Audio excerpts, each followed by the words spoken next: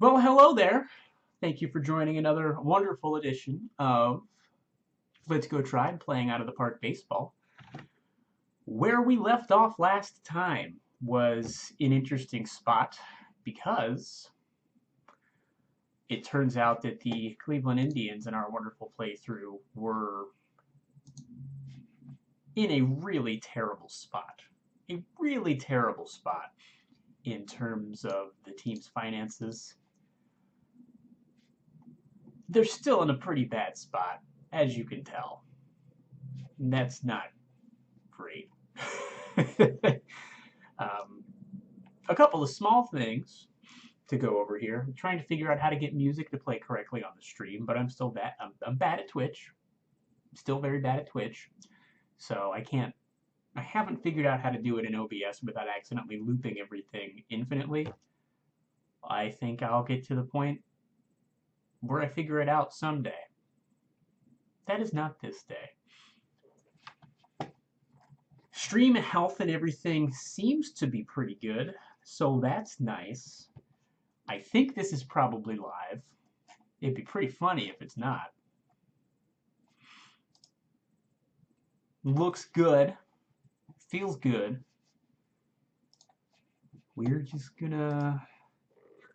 We're gonna take it away here in just a second. Still sort of settling into the stream. Getting used to everything here today. So, as I said, the Indians were in a terrible spot. What the goal is for this season, and this has nothing to do with what the owner's goals are, which is, I mean, don't suck completely, of course. They want to upgrade at center field, whatever, improve ERA, increase attendance, increase profit. Funny. Thanks, Dolan Jr. Of course, a penny pincher. And then eventually, in 5 years, reach the playoffs. Screw those goals. I do what I want. What the plan is to try and trade as many of the high salary players as possible. We already moved 3 of them in the last broadcast before the season started because in this world in 2024, and I apologize, I forgot to go in and fix the stupid automatic icons. But in any case, the Texas Rangers moved to Dallas, the Oakland A's moved to San Jose, the Tampa Bay Rays moved to Montreal and became the Expos again. Not that they were the Expos, but the Expos are now once more a thing. And, hey, actually, I should probably update the information here on the stream, shouldn't I? Because this is not Mario Superstar Baseball. Good Lord, I told you I'm bad at Twitch. This is what happens. This is what happens when bad people stream. I apologize. I don't think anyone's watching yet anyway, so this is just going to be a hilarious clip that could get edited out. Oh boy.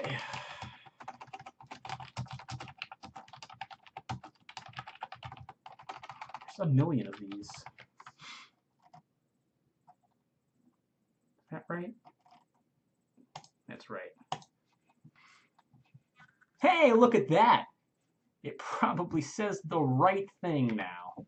Good job, self. Anyway. So like I said, we're trying to flip the team. The way I kind of want to try this stream today is take it 1 week at a time, simulating or so.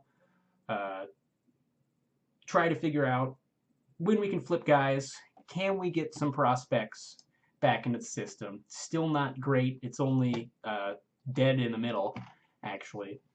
But this was after being 30th at the beginning of the off-season after expansion. So, without any further ado, I think the last thing we have to do is cut down the roster here. I don't think about this too much all that often. One last thing to point out is that I adjusted the settings a little bit when the stream, or when I simulated the first 8 years, to tinker the rate at which players develop and the rate at which players age, and I pushed the sliders a little too far. So there's like 90 people in the league that are 80 out of 80 overall. The stats for the most part of the game still seem pretty realistic, but clearly there aren't multiple Hall of Fame talent level players on every single team. But we do want to pare things down here. Obviously, I mean, pretty much anybody who's 20 overall is going to get the ban hammer here and get sent back down to AAA. I don't want to carry... I don't think I want to carry 13 relievers or anything. Oh, I just dragged them to the 40-man roster on accident. That's unfortunate. I'm used to these windows being in different places.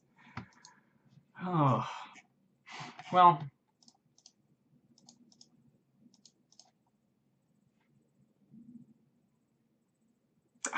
That really sucks, actually. I can probably waive him and designate him for assignment without any trouble. But this is why you should pay attention when you're cutting players and moving them around. Dumb things happen. Very dumb things can happen.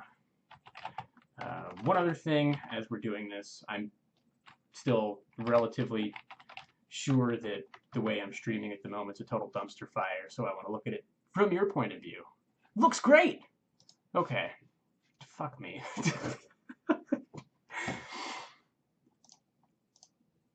See, I complain at the computer GM during the 8 years I was simulating, deciding to just hand out $40 million a year contracts without taking a goddamn second to think about it. I'm accidentally putting people on the 40-man roster when I'm trying to cut them.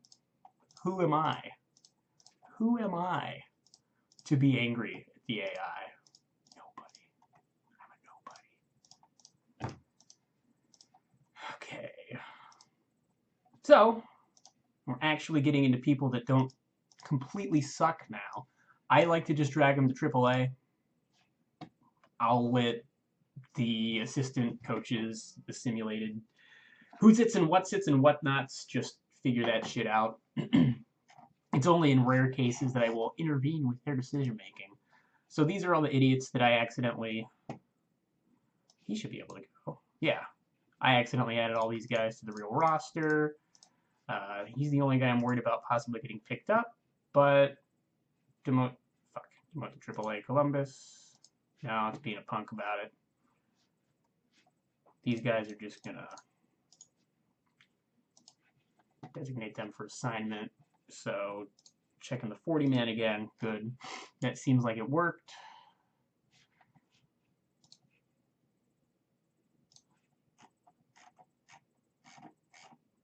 Is it really 25 players? This team sucks.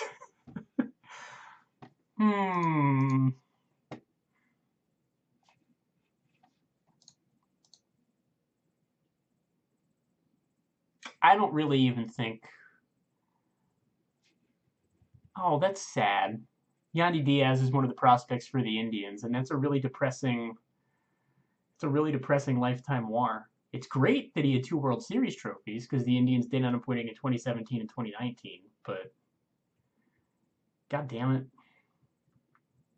There's a lot of people that have pretty high hopes for him helping out the actual Indians team. Oh, yeah. So the guy I accidentally... Oh, no, he sucks. Why do they want him? Okay. You can take that guy. I don't particularly care. So I should be ready to set the 25-man roster finally. I'm curious to see the preseason predictions. Somehow, the Indians are not going to finish in the cellar of the reorganized American League North Division, since when you have 32 teams in baseball, it doesn't make any sense at all to have 5-team divisions, unless you just want to have like the Canadian League or something and just have Montreal and Toronto play each other 162 times, which now that I think about it would be hilarious. I may have to do that at some point. Yeah. So one last look at the roster here. This team's fucking garbage.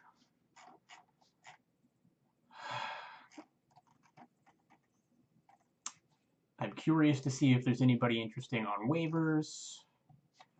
These are the guys that I have on waivers. Doesn't matter. Sometimes I forget because there's 800,000 menus in this game. Where exactly you go to check the waiver wire. So, it looks like there are some interesting people to pick up. The question, as always, is what do you have to do in order to get them? And for some reason, okay, I can claim them. The thing I'm always concerned about is seeing someone who's got a good potential stat or good overall stats and just claiming them and then going, oh, they're owed $15 million this season, and I don't have money. And again, I'm not trying to win games this year. The goal is really to build this team for the next couple of years. So, like this guy, he's 26 years old, still has some potential left. I would say that there's concern since he's been kicking around the majors. He's basically been a quadruple A player for 3 years now. As far as depth at second base for the Indians goes, they've got a very good player in David Bedgood. So it might not be worth picking any of those guys up necessarily. Someone will probably claim that guy, though. This guy, the other second baseman here, 23 years old. Leadership, sharp, popular in the clubhouse. OSA likes him even a little bit more than my scout does, who is very good.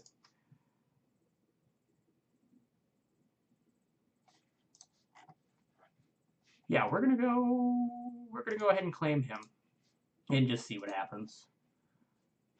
Other than that, though, I'm not particularly excited by any of these guys. None of them are that young. Even if you sort by age, he's actually the youngest one, so that's cool. Now, depth charts and lineups. I always like to go ahead and just let the bench coach. That's one of the things I wanted to do is fire the bench coach because he sucks. So you can sign team staff, fire people, put new and different types of people in. If we're looking for someone to help develop players, we probably want someone who favors prospects. And I would rather have someone that favors on base potential. So Sixto Crespo looks like he could be pretty good. You always want to check and see the relationships. And, well, we're probably not going to sign him since he hates my team. And the team hates him. Oh, well. This guy looks like he might not be bad, even though he apparently is not from any country.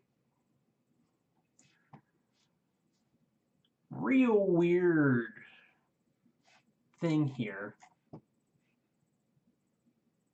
Because all of the bench coaches have tendencies now as well in the newest version of the game. So they can be a little bit more sabermetric leaning. They can prefer traditional stats. Things like that. But I really want to replace the current guy because he's just not very good, and he doesn't necessarily get along with too many of the... Oh, Jesus Christ, no. Sacrifice bunt with a high frequency? Are you drunk? Yeah, so I'm trying to find anybody who's going to have good development with the Indians. I'm wondering if there's a way I can search for that. Trainer ratings, value ratings, GM ratings. Nope, nope, nope, nope.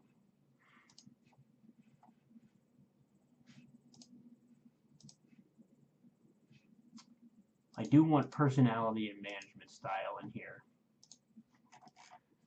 There are a couple sabermetric bench coaches. How about Chi Guang Lin?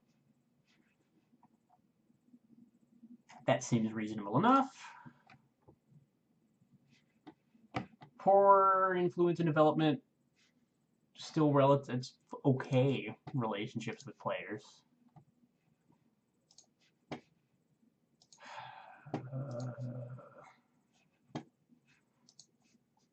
I guess this just might be a situation where I might not be able to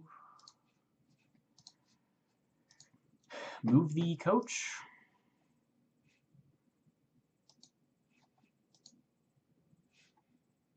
Because he's at least got some influence on development. And I'm wondering if maybe if I hire one of these guys,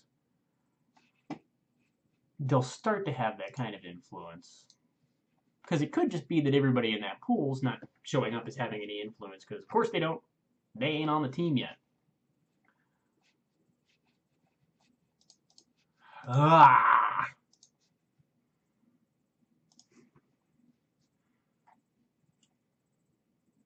Conventional wouldn't be bad. I don't think I looked at Matsui Takamasa yet. That's even worse somehow. Rob Thompson sounds about as unoffensive as they come. He loves sacrifice bunts. Well, this is frustrating.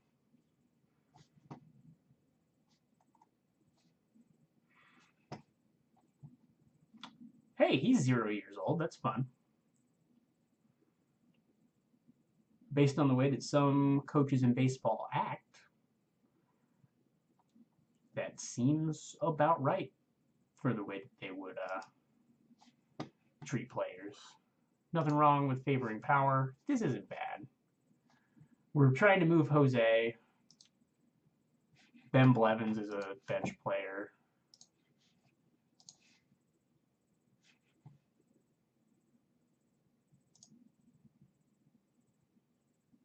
We're just going to wait till the offseason to sign a new coach. So, opening day lineups, we'll go ahead and let him pick that. Victor Robles, the DH, leading off, who hit 265, 316 last year. Picked him up in a trade for one of the other players that we just didn't want anymore. I'm wondering how deep the depth chart goes, so pretty good amount of rotationing there. I don't know why Bedgood is playing short instead of second. He can, but he's not great at it. And then our third baseman is playing second, but he's better at second, so that's probably a better lineup anyway. We're just going to have to hope for the best, see if we can squeeze some wins out of this team. Probably going to have to pick up some more pitchers, though. I didn't realize I had accidentally gone pretty much only people in the field. So we have multiple guys that can play shortstop, so we'll send these guys down to AAA. They have to get waived. Awesome. Want to carry 2 catchers, 2 first basemen. Still way too fucking many outfielders. Kyle Weber, though good, we're going to want to start in AAA so he has time to develop. God, even Ronald Washington I'm tempted to send down, but at 25, I think he deserves a shot. Hugo Rodriguez sucks. He hasn't cleared waivers. He's a decent fielder, so we'll see what Daniel Palka's like.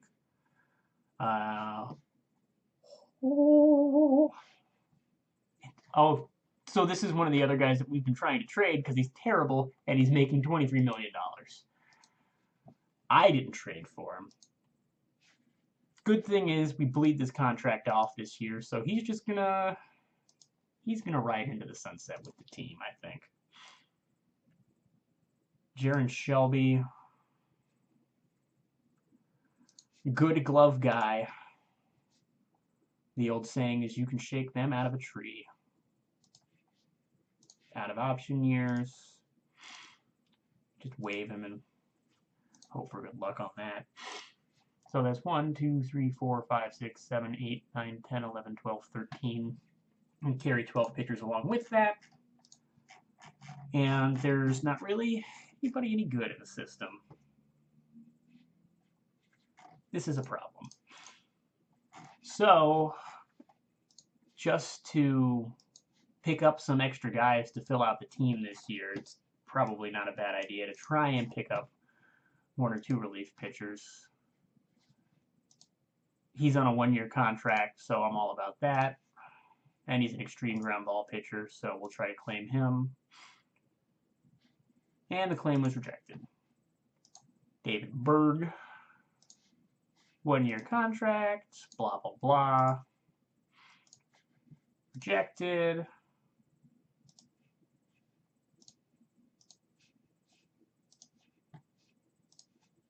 This is probably going to get rejected. I forgot I can't afford anyone because the team has no money. So this is just going to be a terrible, terrible bullpen. Unless I want to take a look at some of these guys again. Sure.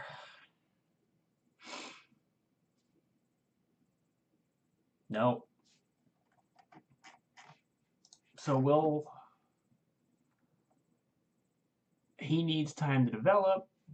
Do we have any old shitty pitchers? Yes.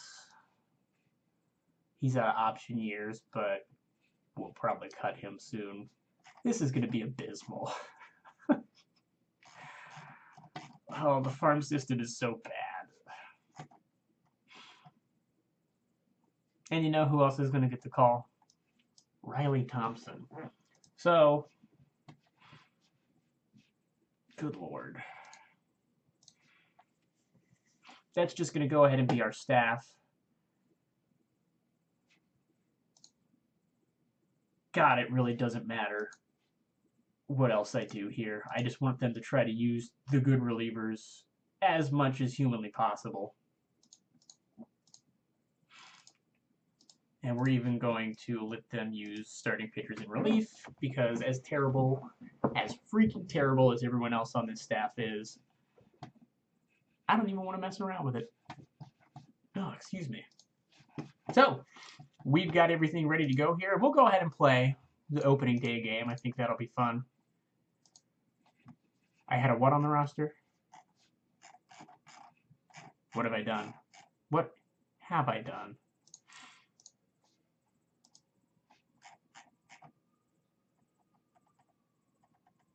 I clicked too fast.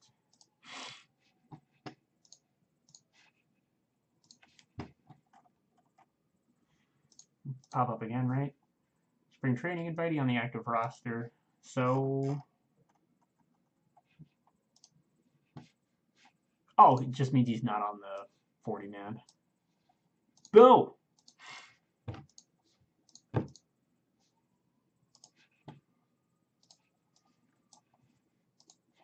Okay. Esoteric baseball rules there caused a delay. But it's time for some baseball. Going to go ahead and let the computer handle the defensive substitutions here. But I will handle everything else. We should be shifting a pretty fair amount.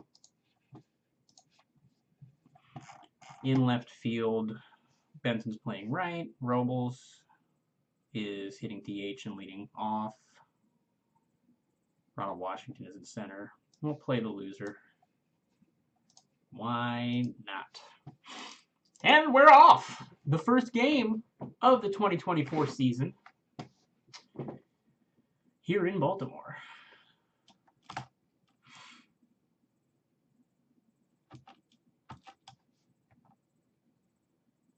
I'm going to go relatively quickly through the game here. If we get to an interesting situation, then we're going to go ahead and slow it down.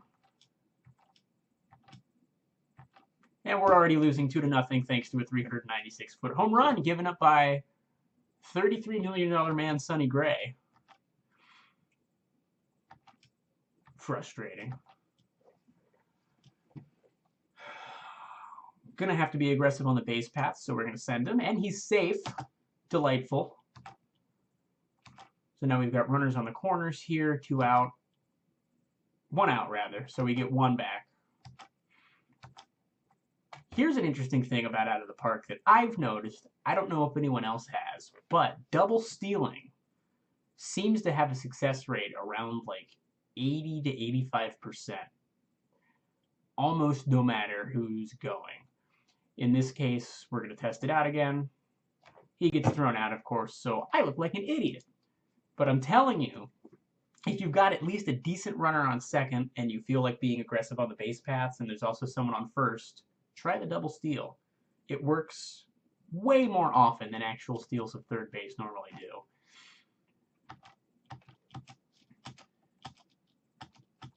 So we're just simming through things here for the first game of the year. One of the things I'm keeping an eye on is, of course, how many pitches our guys thrown. Dangerous situation here with a good hitter at the plate. I had him pitch around just to be safe. So I don't mind putting someone on base there if it's not giving someone a grooved fastball, essentially.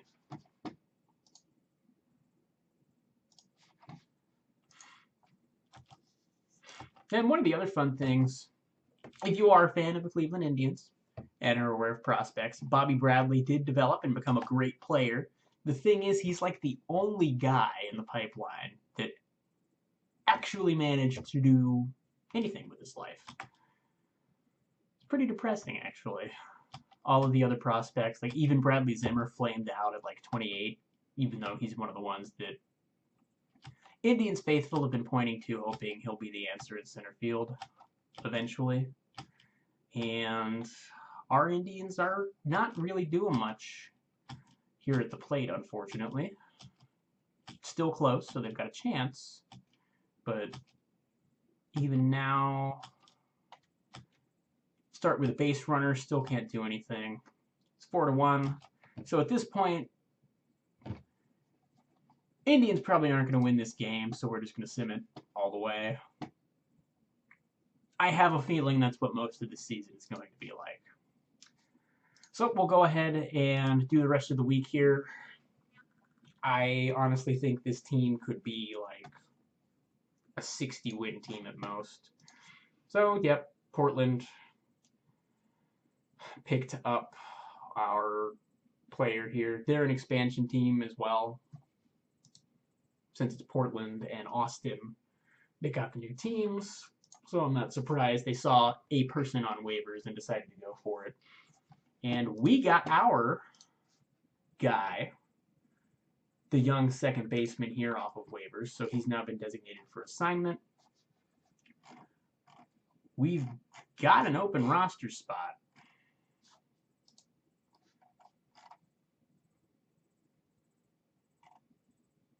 Now we've got enough pitching, but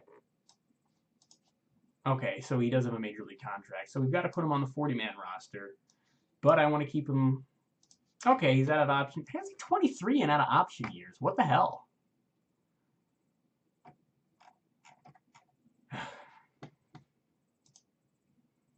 So we got a pretty good bench player. I'm annoyed. One of the things I'm wondering here, I don't think that Robles should be DHing. I think we can stick him in left field, and he's probably going to figure it out. Because Washington's elite, Benson's elite in left and right, but I think I'd rather have him playing right.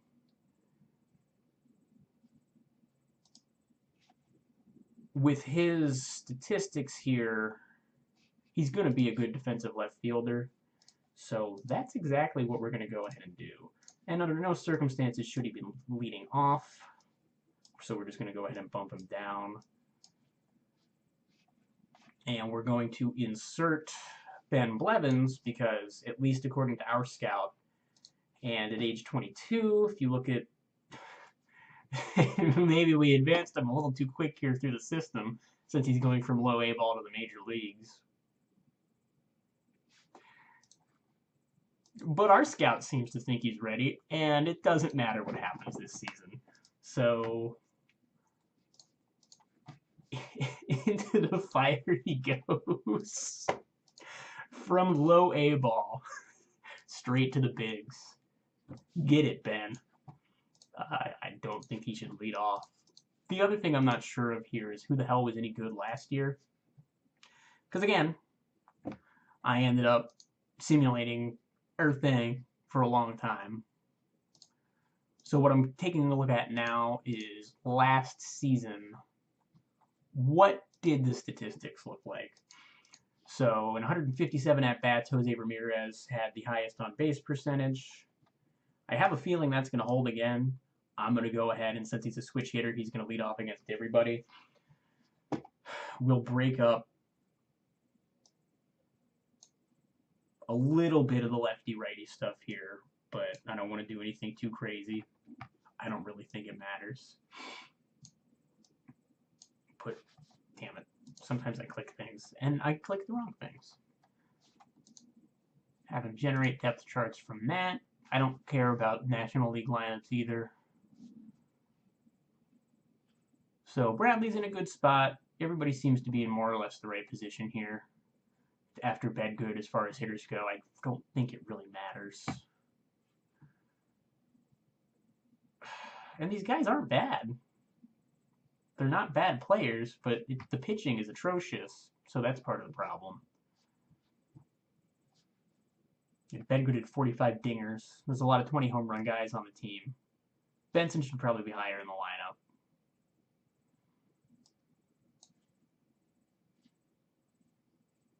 Take Washington's spot. Screw the lefty-righty stuff. It doesn't matter. It just doesn't matter. And that should do it. Hopefully we can... this is only a 1 to 2 week injury. I'm not going to put him on the disabled list. We're just going to go.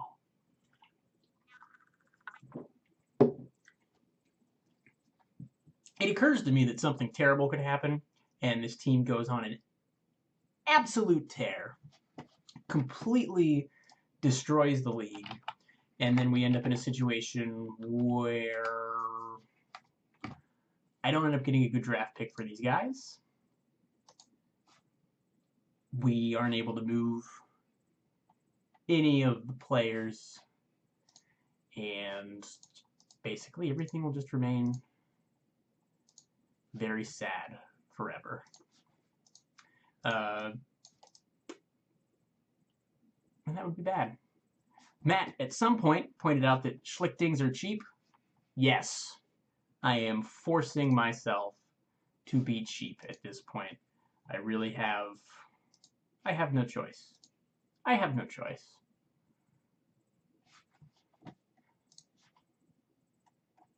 And I think that's the only... I think that's the chat that's come through. I don't know if my system is like sputtering again or not. I hope not. That would be bad. But I'll try to keep an eye on it here. And if it does, somebody shout, somebody yell at me. That'll be good. Go ahead and get through another week here. Back soreness. Play through it, you punk. These guys were all DFA'd, so their time has run out. Hopefully, it'll just let me dump them into AAA, so I don't have to think about it too much. And it did. And the minor league coaches can figure that out. Hey, we got more than a day at a time. Now, one of the cool things here while you're simulating is you can take a look at the stats. Bobby Bradley seems to be off to a pretty hot start since he's hitting .319 and has 6 home... Jesus, he has 6 home runs already. That'll play. What's his... That's one of the interesting things, too, is Bradley's 27. He's going to command a pretty big contract in the offseason. The Indians can't afford him. He's a guy I'd love to extend, but since we're tearing the whole damn thing down, because there's no money, there's just nothing the Indians can do. Attendance is way down, too, so we're just going to make the tickets fucking cheap. I want people in the stands to see a loser, because they deserve to see the worst baseball in the world. Matt reports that the stream has been great. Oh, that's great. Well, that's just what you want, then.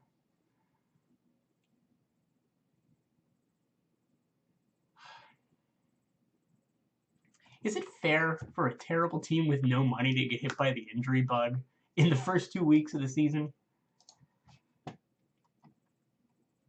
He's got to go on the DL. That's 3 weeks. We have a day-to-day injury here too for what? A hand. So at this point, I wonder if I forgot to hire a team trainer or something.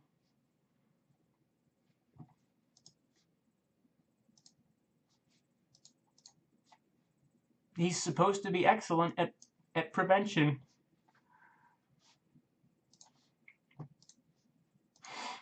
Things are just going swell. The other thing that's interesting here too is if Bradley keeps raking, then we're in a position where we could try to flip him before the All-Star break, because obviously the Indians can't fucking re-sign the guy. So there's always the possibility to try to trade him to a contender, pick up a couple of prospects. That's exactly what the Yankees did during the regular season this year when they got rid of, I think it was like 3 different guys, but the big ones being, where did my, Andrew Miller and the terrible Aroldis Chapman. My mind is going.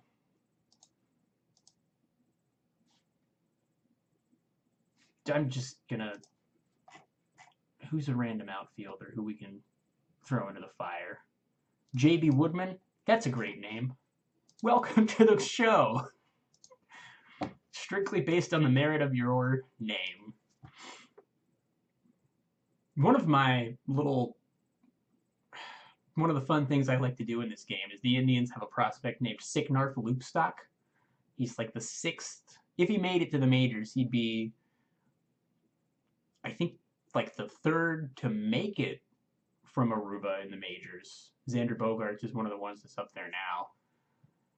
He's only like one of 6 or 7 guys from Aruba, I think, that's been at the level he's reached in minor league baseball. But I like to go into the editor and make him like a golden god, because Hall of Famer Sicknarf Loopstock is a beautiful, there's a great mouthfeel to saying that.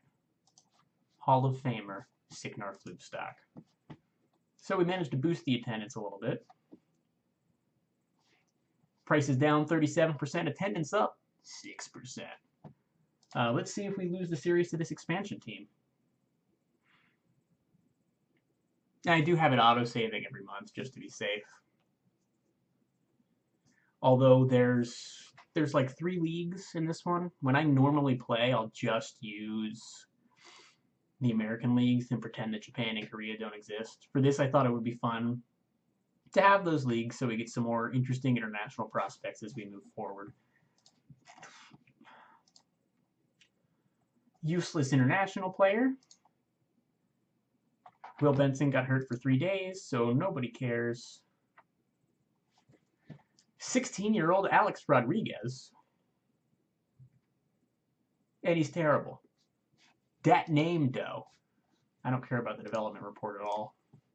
Not with this team. No. Things rearranged in here. Yeah, there's just no...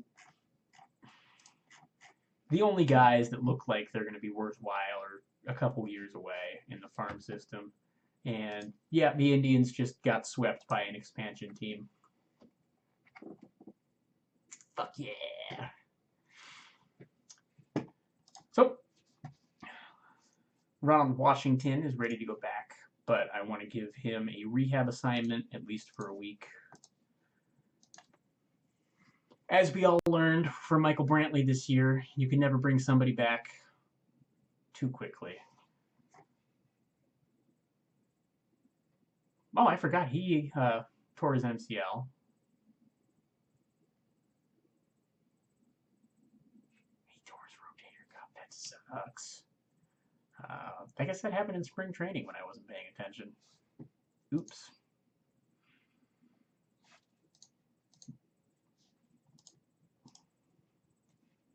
Oh, Will Benson's not happy playing for the Indians. Doesn't like the team record and doesn't like the team chemistry.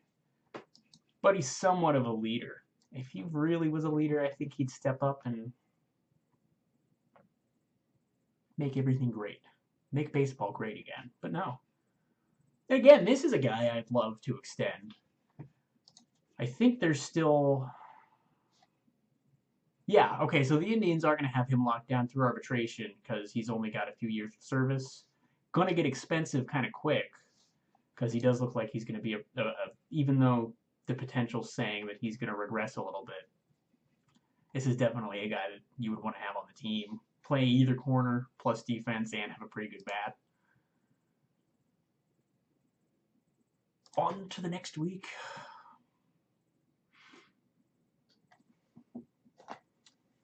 Loop.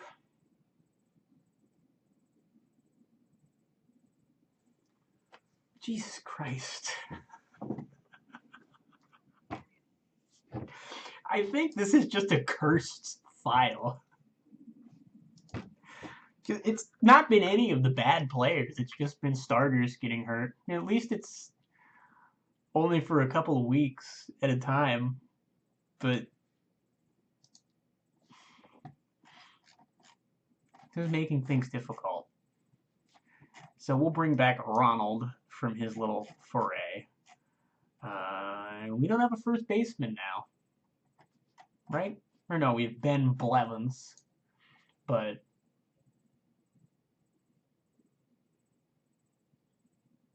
second, third. So he was playing third and short, which is a little bit weird. We're just going to slot Jose at third all the time now? I guess Vergara might be seeing some playing time. Nolan Jones could shift over to short if we needed him to. He's plus there. Not great, but see who can play.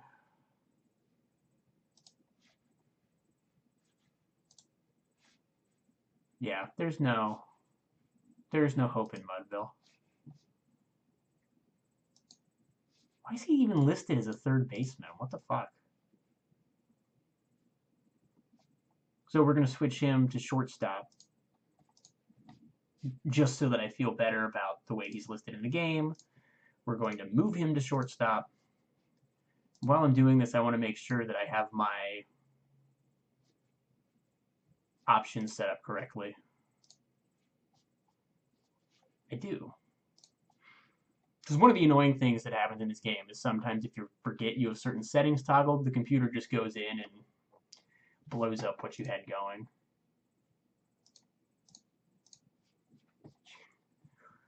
Alrighty, so first we need a second baseman in this lineup.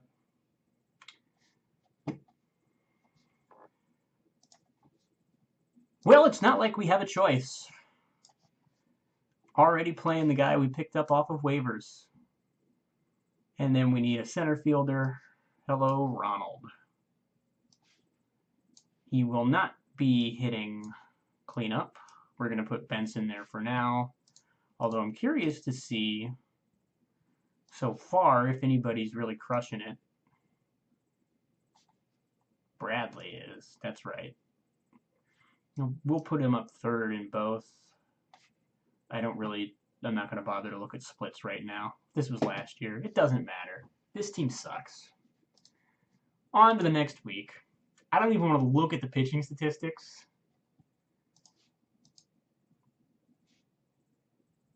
Everybody's pissed.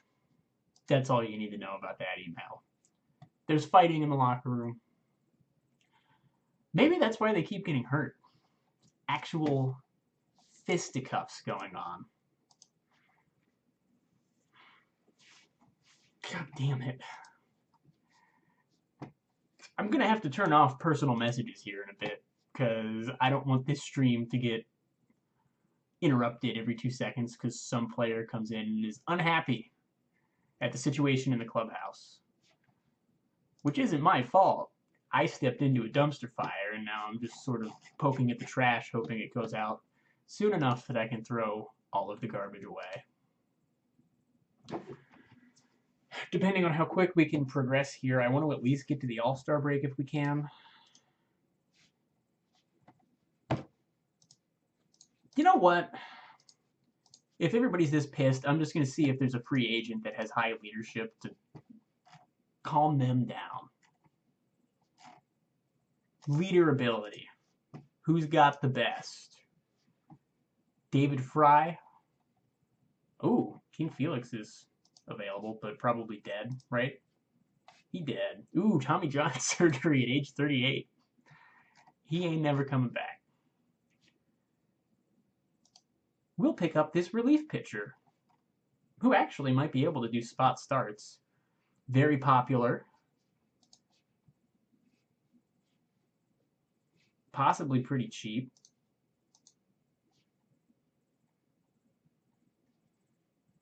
We'll see if they'll let me sign him at all. Nope. Can I even sign him for the minimum? I think it's 8,500. Not 8,500. 850,000. Oh, no, he's pissed. What about 900,000? That's also a nice number, isn't it? Nope, can't sign anybody who actually needs money. So,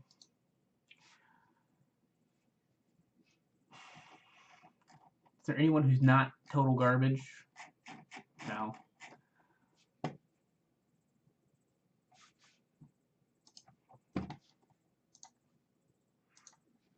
We'll just offer him a minor league contract, and what the hell? We'll throw him on the roster and see if that helps people calm down a little bit. Contract signed. Great. Where did he go, though?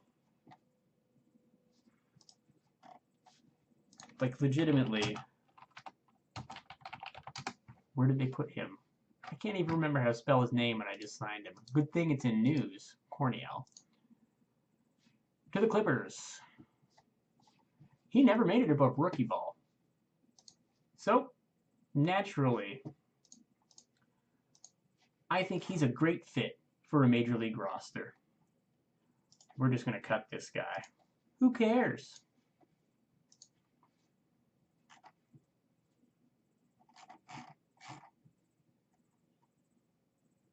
That's the 30-man. I'm used to playing with a much wider screen, and the AAA is always over there. So you can see how often I've played this game because I have muscle memory for how to do certain things and where certain screens are. I'm thinking, yeah, putting him on the roster didn't make anything better at all. Oops. Sean Miramondo can't work in this environment. You know what? Let's shop him around.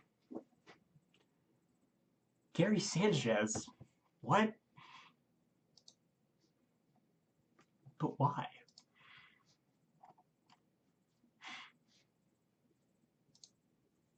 There's no way I can take him, as tempting as that is.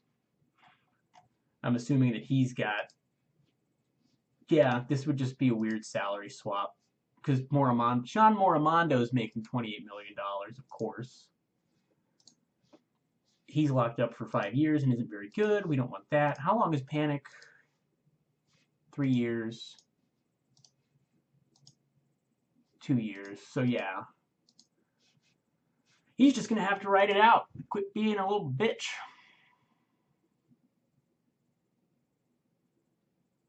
It's very depressing to have a team that's this bad. The Expos, who are the Rays, are better. Portland's about as bad. The other expansion, one of the expansion teams. And then Austin, the Gunslingers, are at 23-30. Much better than the Indians. Depressing.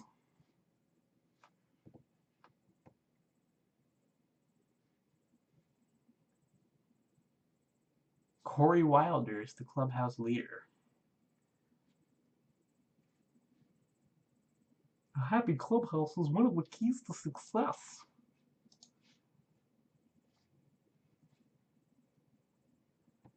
What an awful coach. Oh, excuse me. Alright, so we're simming here into the draft. Bedgood's going to go on a rehab assignment. There it is.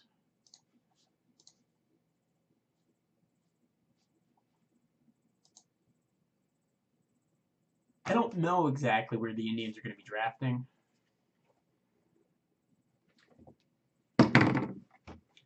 Not that anything matters, because life is pointless and all the best players get hurt.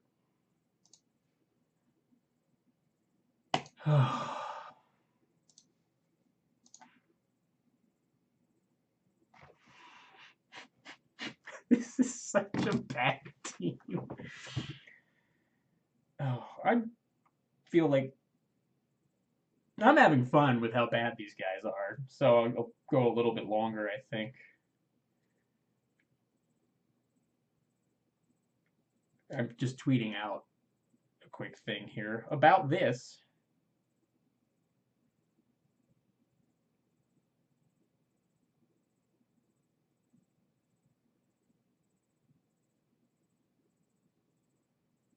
Nope.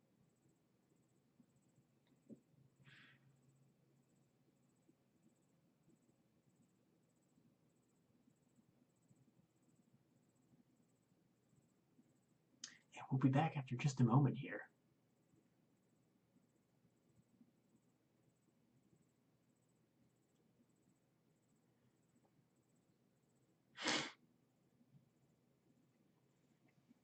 Solid. It is time for the draft.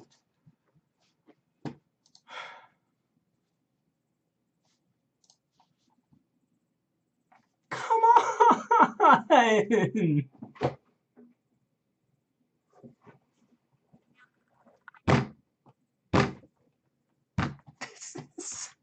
This is ridiculous.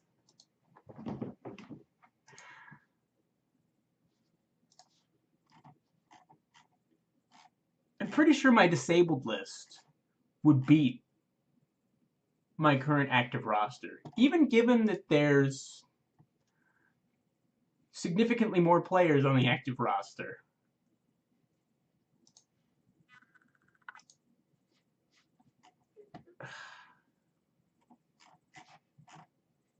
One of them's on a rehab assignment right now. I guess Bedgood's coming up now. Sal Cordova is probably going to have to come up now. Just because. Unless I want to bring up a third catcher for really no reason at all. Although he's been playing ridiculously well. So we're just going to do that anyway. Nothing matters. Nothing matters. That's the key here. This was our Rule 5 guy, and he's not really doing anything, so...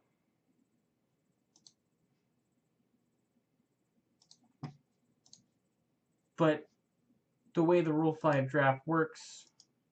There we go. Bye, Zach. You were a waste of everyone's time.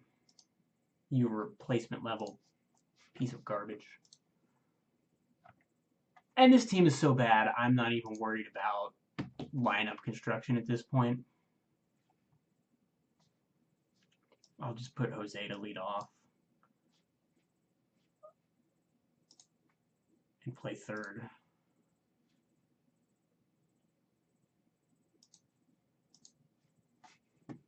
We had Nolan Jones playing shortstop. We had our young friend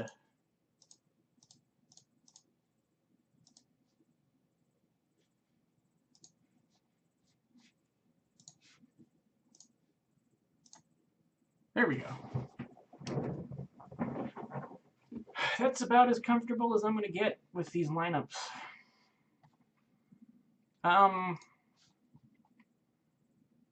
Oh, wow. If he's hot, one, we definitely want to trade him.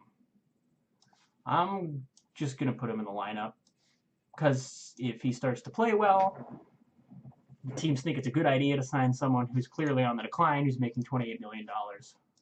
Awesome. So, Indians are picking 14th. That's depressing.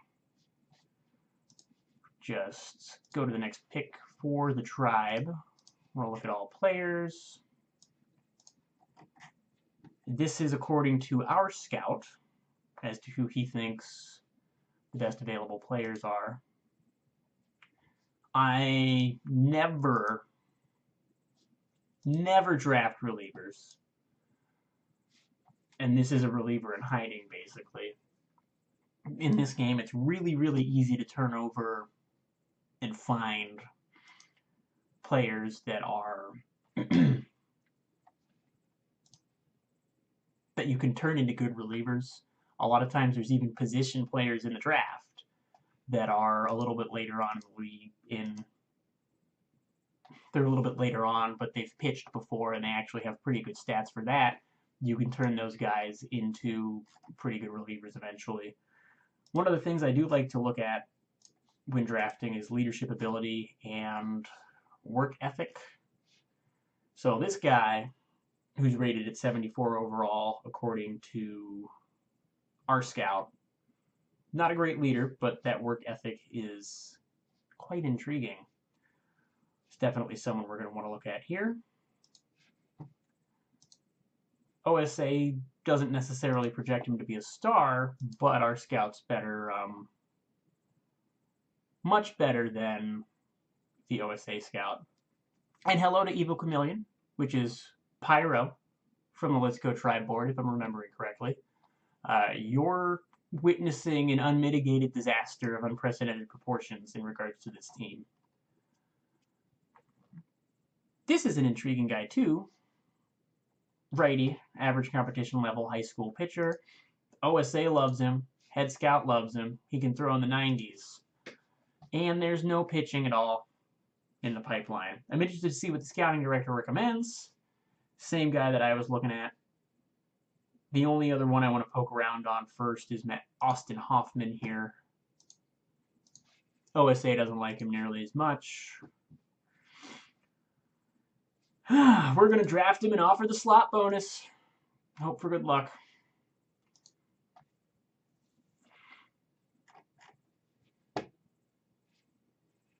Oh, and the center fielder we were looking at got scooped up too. That's a bummer. Which, at least that means we were probably on to something. No filters, still all players.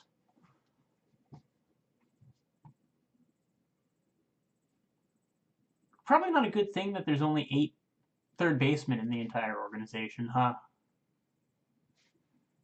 I really can't imagine that's a good thing. One of the other things I always try to keep an eye out for is left-handed pitchers that are in the draft. Because, of course, those are unicorns. If you can find a high potential, high work ethic left-handed arm, take them. You'll never find another one. See, yeah, he's going to be a reliever eventually, so I don't want to waste a second-round pick on him. He is as well. Dustin Graham is a reliever in hiding.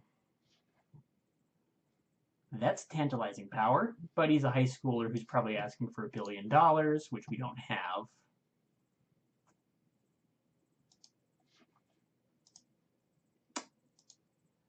Probably just a case of best available here. You get a guy that'll probably be able to play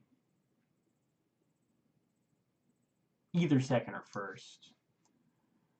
So we're looking at Jason Irvin. They want us to take Chris Gunderson, who is a shortstop, who OSA doesn't like at all. I don't even know what that recommendation was. And sometimes I'll lose my mind and actually do the entire draft. Like once I get to the 8th round, just start taking whoever the best available is with a high work ethic or high leadership. I don't know if it works, but it's once you get to the 30th round, it's like whatever. He's not going to make it anyway. David Baldwin is a third baseman.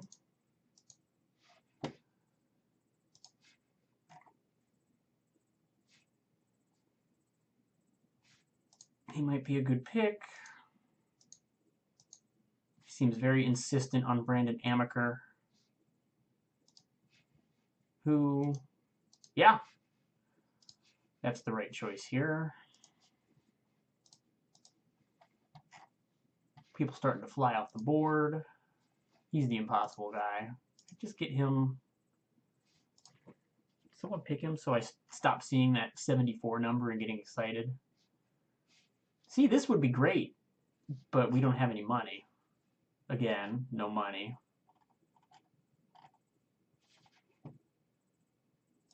Ooh. Great competition level. Average numbers. 20 years old. Dat work ethic, though. We'll keep an eye on him. What was his name? Tyreek Wise. On the name alone, I think he's probably worth a pick. It's not really a great draft class either.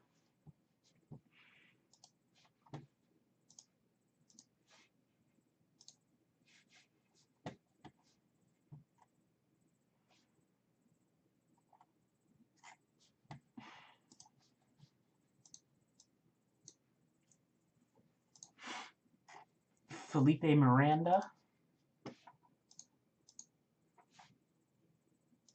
Random center fielder.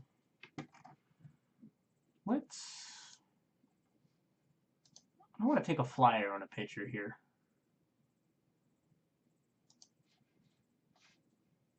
I want to go to individual pitch ratings. I can always make that view again. Customize it to add overall so we can see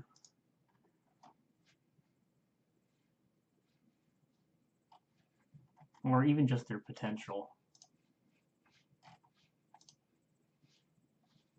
If I can remember where it is in here. I thought it was in general. Overall potential. Just sort by potential and see if anybody actually has like more than 3 potential. Oh, we want to look at potential pitches. I'm all over the place.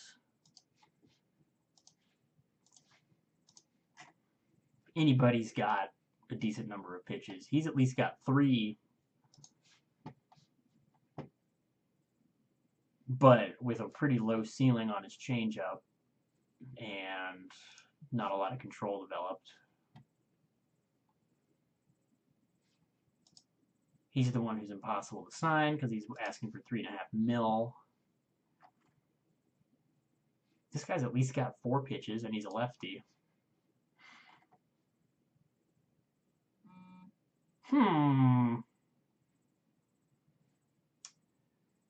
That worries me a bit, and the lack of control worries me a bit. Always tempting to take a guy who's graded out as potentially having like a Clayton Kershaw curveball someday. And he's a lefty. I have concerns. Here's another lefty with a few good-looking pitches. OSA really likes him. But he's going to be impossible to sign, because of course he is. There's nothing here.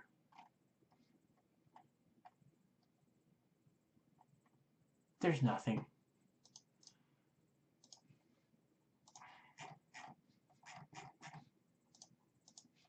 This is just going to be...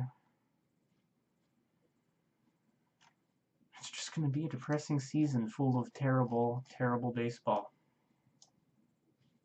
And that's all there is to it.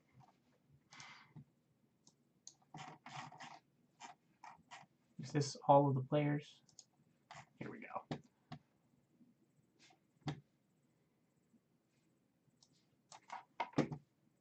Sure. See, the guy they wanted us to pick last time is still there, but he's not good. I don't know why they want us to take him. We've still got Tyreek Wise, our friend down here. I'm going to draft him. I just don't think I want to do it in the 6th round. Although at this point, probably doesn't matter. Grab a third baseman.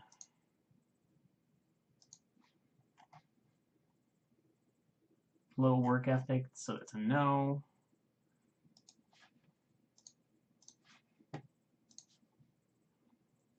At this point, he's 17, he's got a high work ethic, there will be time for him to make it. We're taking Tyreek. That feels good. He's got a future. Sometimes you just look at a player's eyes and you can see it.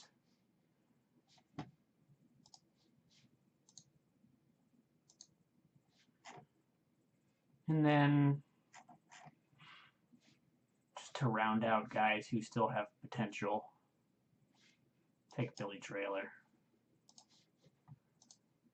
Yeah, we're just going to let the computer do the rest. If they find somebody after the 10th round, I won't even be mad. Will Benson stinks because he got hurt. I made an offer to all of the guys that I took in the early rounds here. So we should know relatively soon if that's going to be enough. This guy, even though I offered the recommended slot and his demand,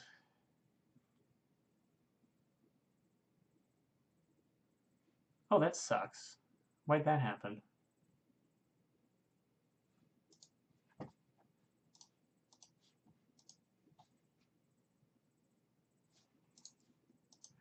I guess I was clicking slot bonus instead of meet demand, because usually even if they're asking for whatever, they're just bonuses or not contracts. It's fake money. It's monopoly money.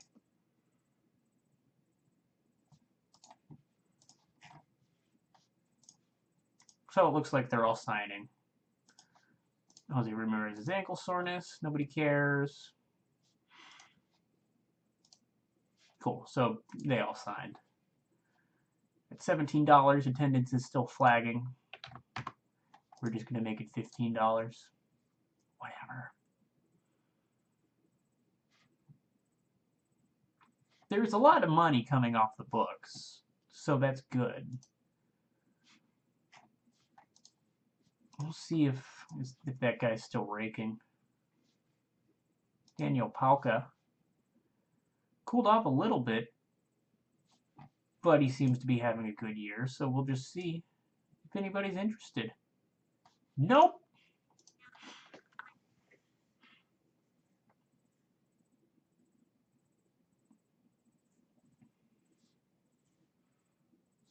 Oh, cool. It shopped him again.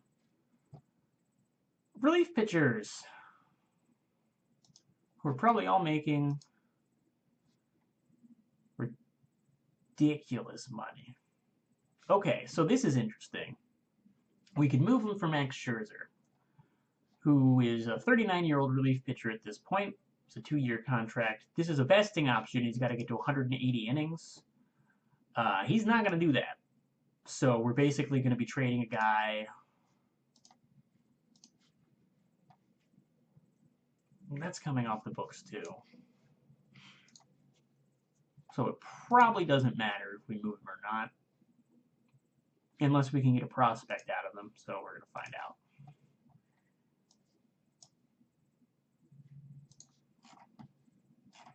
Doesn't even have to be a good one.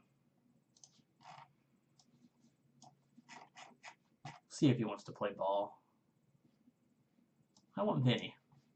Make it work. Fuck you. No. Give up a great young center fielder for nothing. Okay. There's just no point. Wait till we get to the deadline and then try to move as many guys as we can.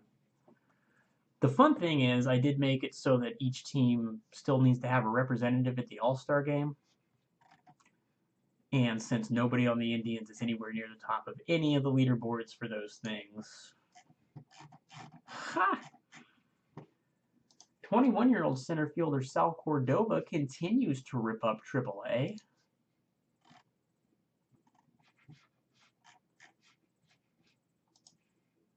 But why bring him up and waste a year of his service time? He's 21 years old. There's no reason to.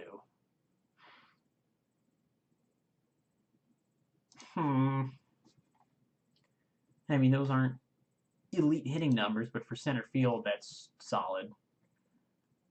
If there was an actual 21-year-old at AAA doing that for the Indians, people would be ecstatic. Especially with that glove. Huh. Mid-season review. He's happy with my performance in accomplishing the goals, and he feels similarly about the on-field and front office management.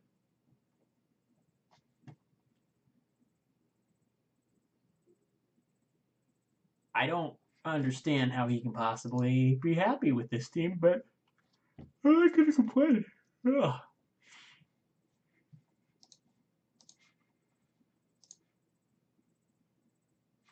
Still looking at last year because I'm a loser.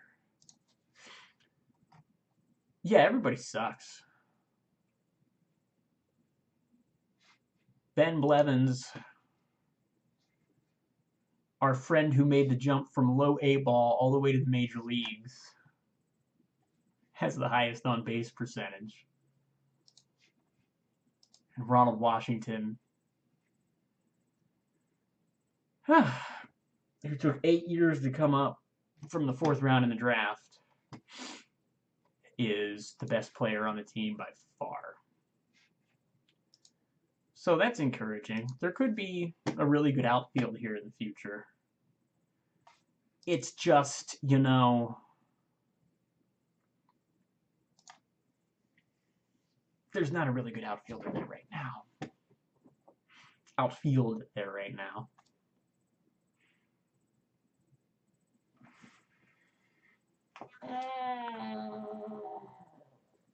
So, how's life treating you? Yeah? I've always been terrified of squirrels too. It's good you bring that up. Maybe we can work that out.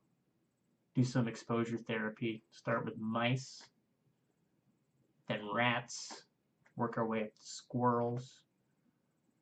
The squirrel beard, I think, is going to be the last step to really help you get over that fear.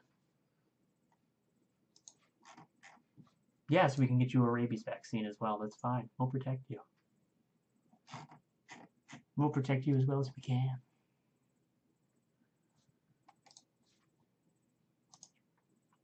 I don't think we're going to be able to sign any international free agents, but it's always fun to take a look, see if anybody's worthwhile. Oh, there are some players that are worthwhile.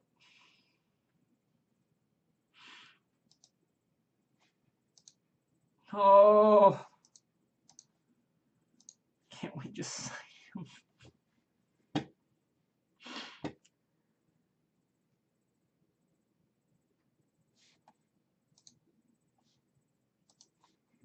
Why, God?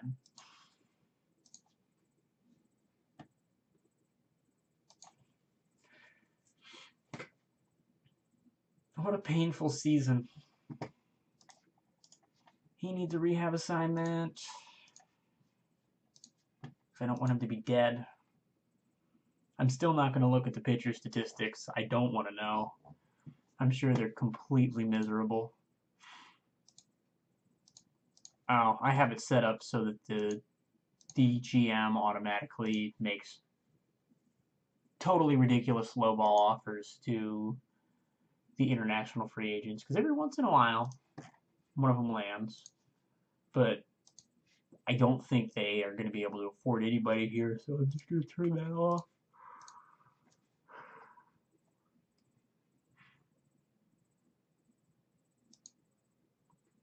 That's right.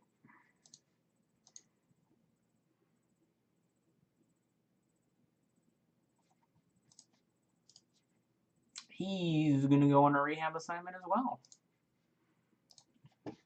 But we can probably bring up Mr. Bedgood from our rehab assignment in AAA. Or it was Benson. Who the hell? Who is Hugo Rodriguez? When did he get on this team? What?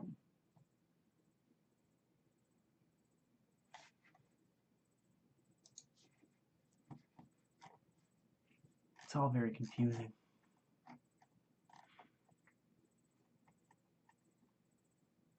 How's JB Woodman doing? Hey!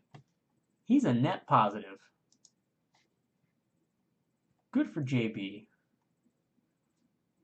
Sucks for Hugo Rodriguez.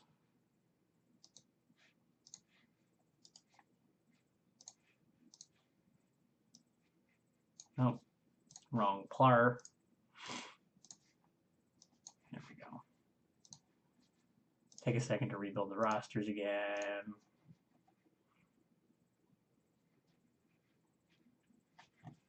Still want Palka in, even though he has cratered. So it doesn't really matter. We'll play him against righties. Sure. As far as pitching goes, let's see how bad it truly is.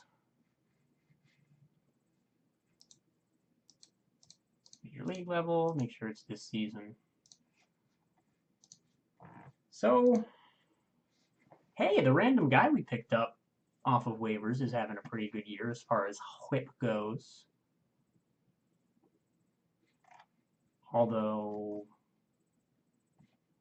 not actually listed for anything in particular on Accent. That's interesting. Trying to have them ride the closers as much as possible. I forgot to put middle relief in as his secondary role there. But that's not actually as bad as I thought it was going to be. It's terrible. It's really bad. But I was expecting whips of like 1.8. I have 2 relievers that have cost the team almost 3 wins between the 2 of them. Just look at that. ERA of 6. Yeah, that's what we want. 41 walks in 50 innings.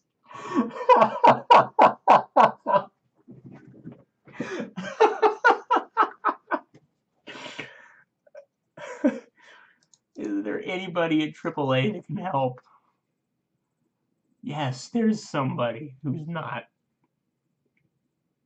a joke.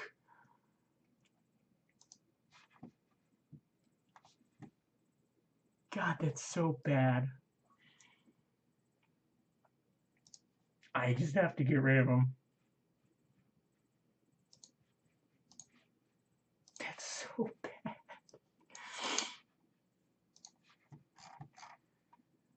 I'll slot him in as a middle reliever.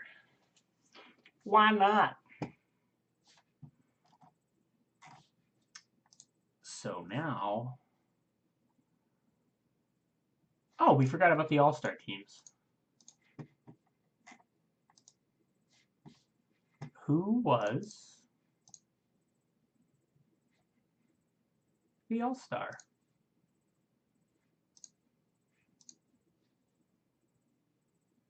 I forgot how to look this up. I feel silly.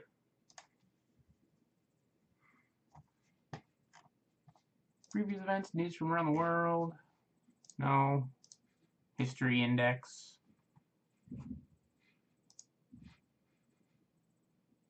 I guess it doesn't really matter.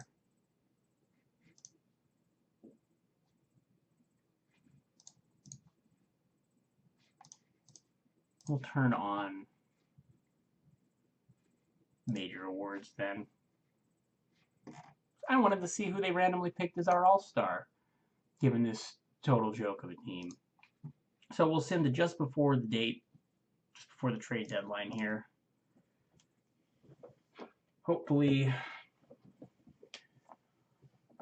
try to trade to somebody who's probably got a lot of money and is in a fight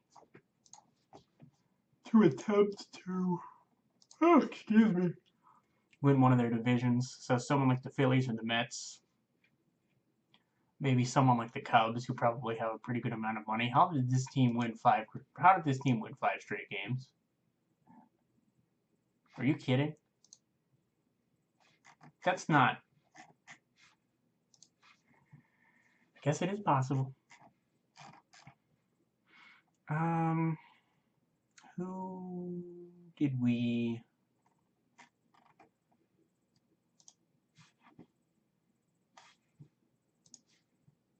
We're still carrying 3 catchers.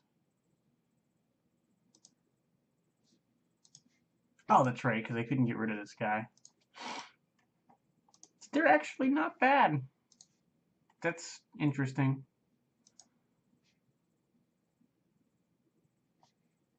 I mean, the offensive numbers aren't great, but we're going to just cut Logan Ice. Goodbye, Logan. It was fun.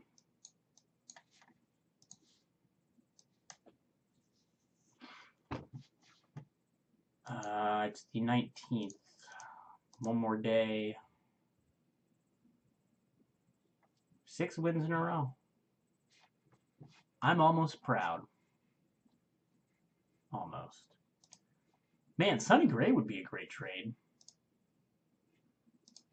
His contract is coming off the books, too.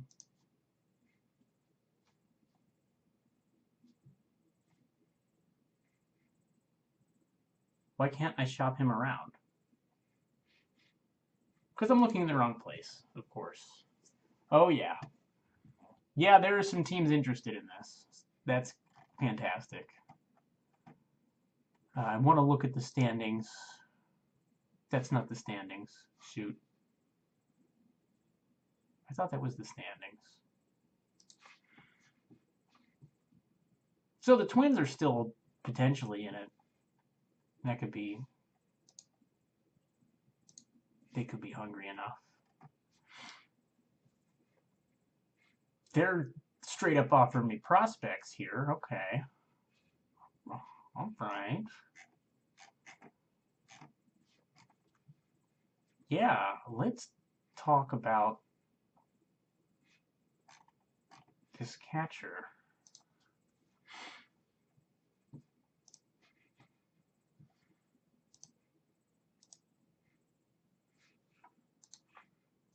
OSA really likes him. Still in the rookie leagues. But can I get more? That's always the question. Shoot for the moon.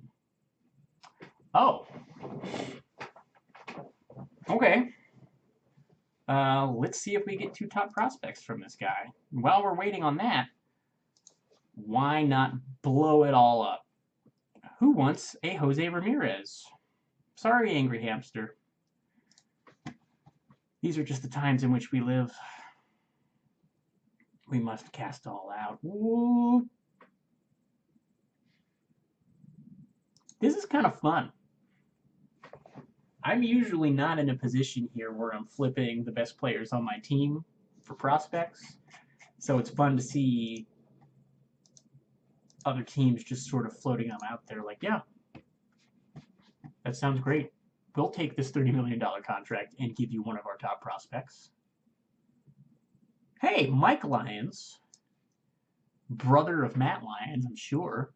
And we might pick him up too. So that's 2 intriguing trades that we've got here, possibly sowing the seeds for the future. The future of the 2024 Cleveland Indians. And now, terrible Mike Palka. Anybody?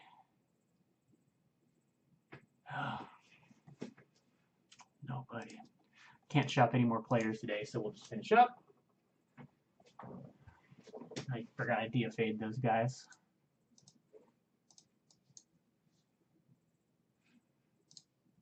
News.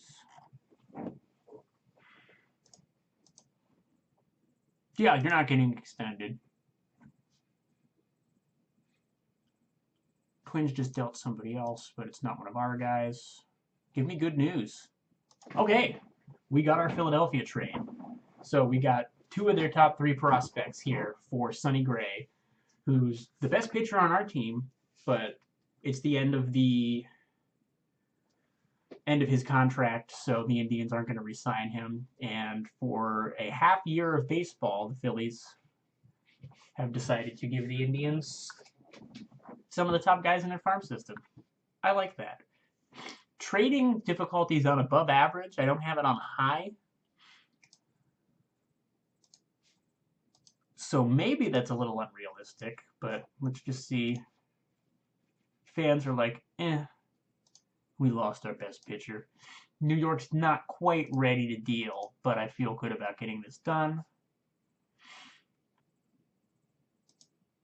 Who else do they want? Okay. So they're asking for some other good guys here too. Some really pretty good guys. Who's this?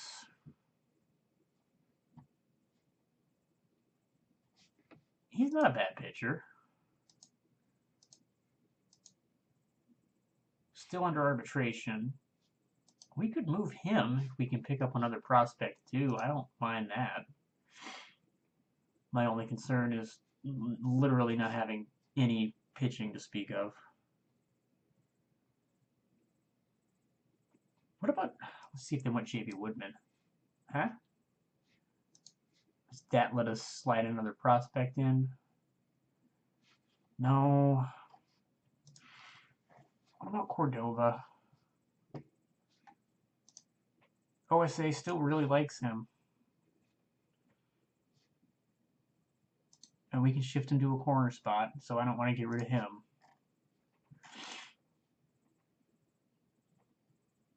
Blevins is great. We want to hang on to him. Nolan Jones isn't old enough to move. Ramirez was already in the deal. Did we try to move Bobby Bradley?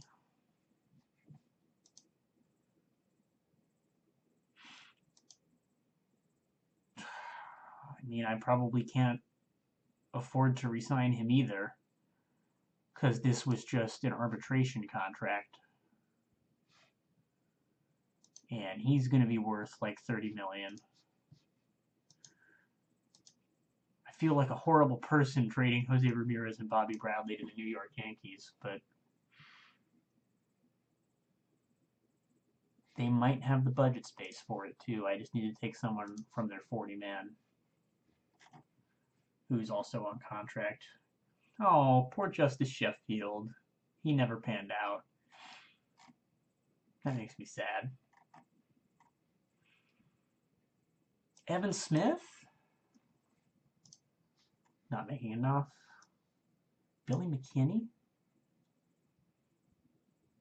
So that works, but we're only getting 2 pitching prospects, which is not quite the neighborhood we want to be in. Forrest Wall might be worth it just for his name. And, hey, he's from my hometown! What? Happening for that reason alone. Oh! $400,000! We have to make it work. We have to. Ugh.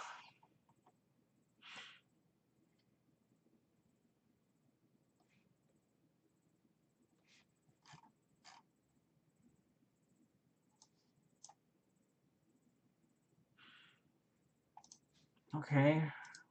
I still want to see if we can get one more prospect. What's Mateo making? Ugh, Jesus Christ, no. I'm glad I checked.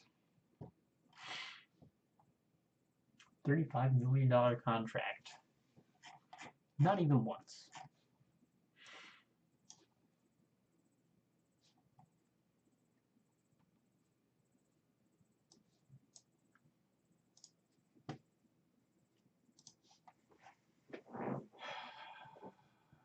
Derp, derp, derp, derp, derp, derp. How much is Sheffield making? Okay, so he had some good years there. Walked way too many guys, so it wasn't very effective, but had all of the stuff. Every last stuff. What about Luis Jimenez? $84,000 short. Come on.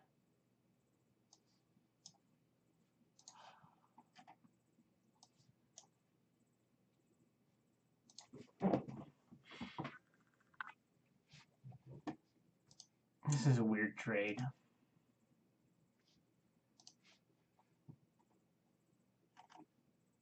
His contract is too long. That's not going to work either.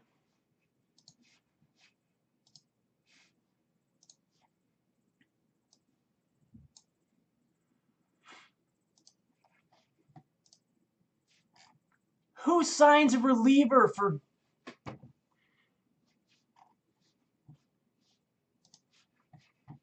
Who gives a reliever a 7-year contract? Of course it's the Yankees. Money's not real to them. Okay, I think this is the winner. This is just a rando who gets us to the right amount of money. We're only giving up 2 starters for 3 of their top prospects. Yes, Mike Trout unfortunately plays for the Yankees, by the way. Fuckers. So we will be taking Lions, Villarreal, and Vincent. So 3 top prospects, 4 guys that we're not going to be able to re-sign and may not be able to trade for again. He's still got to think about it, but I like the look of that. As far as the other pitchers go, we could move Araujo. We should try Moramondo and see if anybody wants to take him, because he's hot garbage.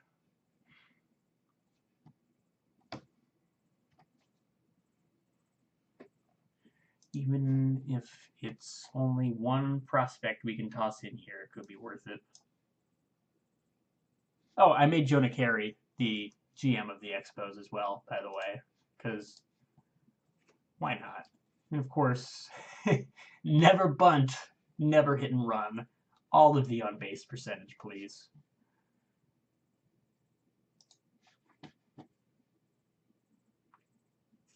What about Benny Blanco? No. What about Adam Buckley? No. Well, maybe if there's another piece I can move.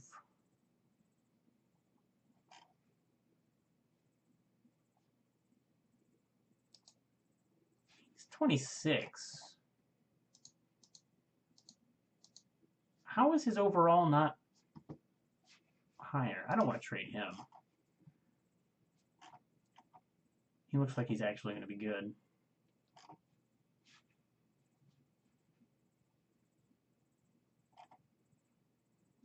Brett.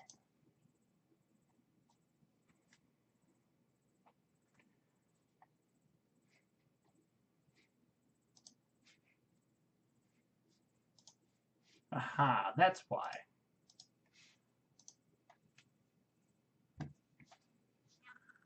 So we'll probably have to pick up... No, I don't think it's going to work. Sorry, Jonah. They want to give us Carlos Martinez. And that's an equal contract situation, but we don't want that contract on our books. They've got $29 million in budget space, so they can take a contract on.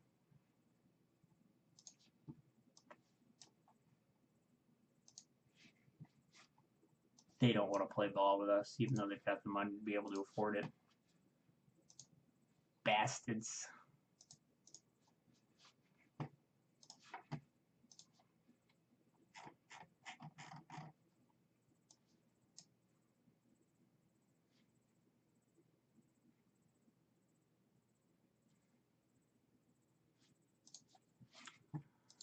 Okay, probably can't move Moramondo, but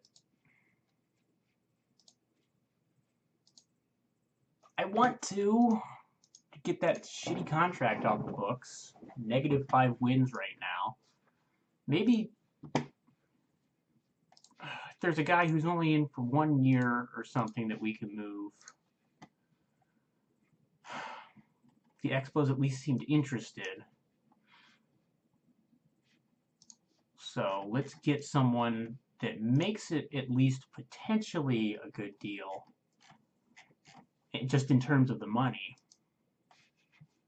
So we're looking for someone who's worth about $3 million to the Expos at the moment.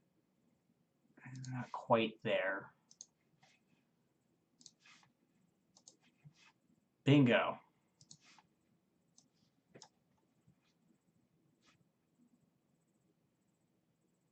Oh, I guess it's even more than that.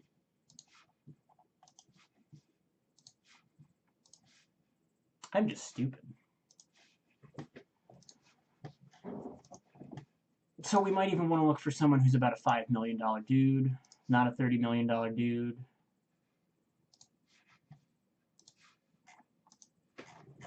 I am determined to move this man.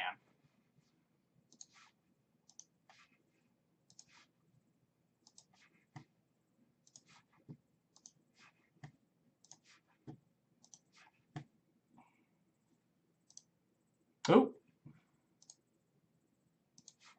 a 1-year guy. So we'll see if it's possible to make it work. No.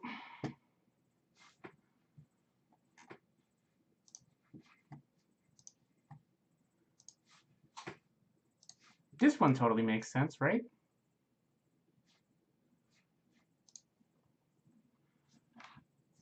Just want to get rid of Moramondo's contract. That's all that we're looking to do here. So if we add a player who's got a huge contract but only 1 more year left on it, that's fine. I just don't see anybody.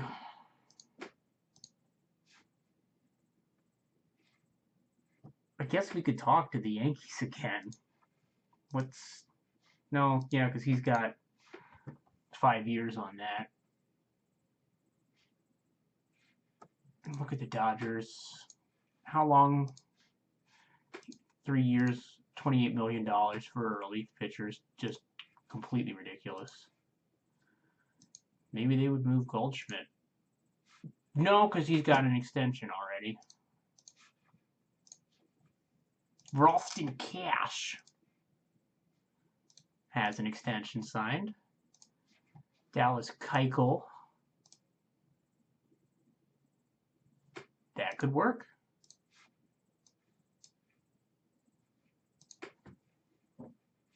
And they want Ron Washington as part of the deal, so ain't gonna happen.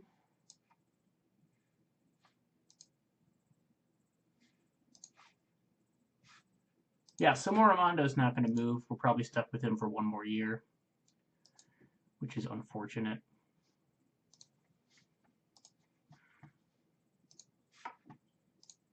Just look at the contracts here and see if there's anybody else that... That's really it for next year. We managed to clean house pretty much.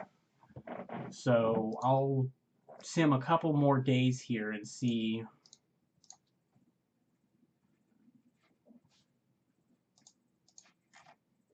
Oh, I forgot we had this deal in the works still. Shoot. So they didn't want to do that? Oh, come on.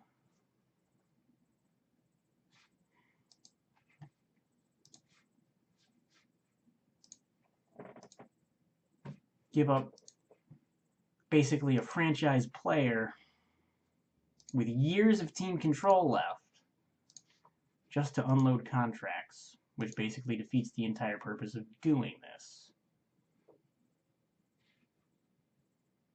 So maybe we don't get 3 guys then.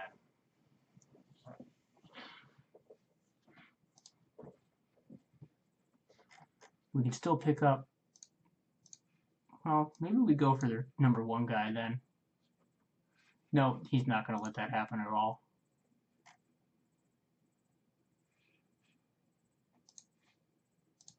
Oh, that was their actual number 1 overall pitcher. I was looking for... They have this Orlando Munoz guy who is pretty beastly looking. So if we can get him and maybe pick up some other people too, that could work. I want Mike Lyons just because the last name's fun. Literally anybody on the active roster should get us close. 2 years of cheap veteran Jason Hayward, who is a clubhouse leader actually sounds pretty good.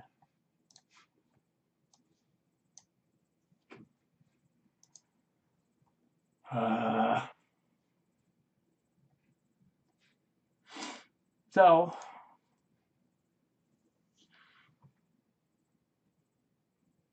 what the heck? He was way more willing to deal before. This is frustrating. I am frustrated. I am frustrated by this. I'm angered. So I thought we had a deal where we could do that, potentially. And we just weren't able to find the right piece to move.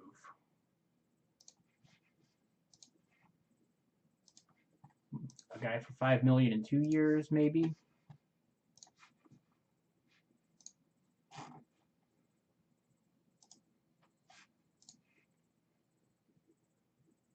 He needs 550 plate appearances, so we could trade for him, bench him, and make sure he doesn't hit the vesting option. Come on! All right.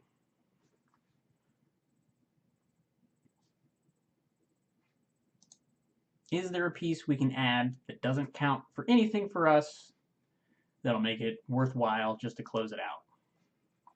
Lamar Armstrong from the Rookie League. Looks like OSA thinks he could be a beast, so let's hope they take this one from us.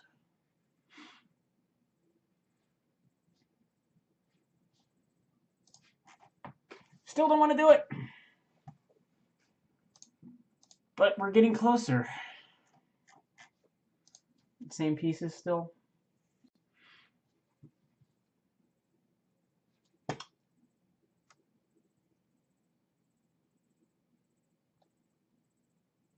That's frustrating. How about Tucker Forbes?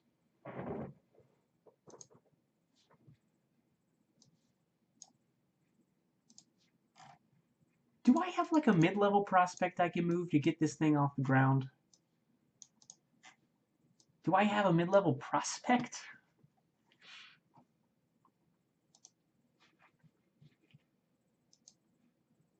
Kyle Weber, who OSA doesn't like, is stuck in AAA at 23, but still has some potential. Make it happen, Yankees. Come on.